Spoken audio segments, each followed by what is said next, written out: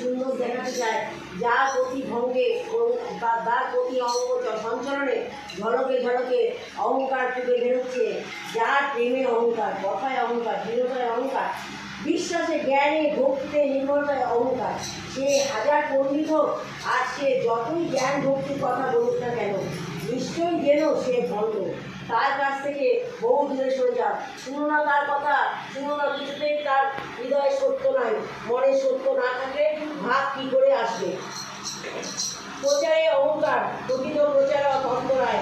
যেখানে দেখবে কেউ বিশ্বাসের গর্বের সহিত সত্যের বিষয় বলছে, দয়ায়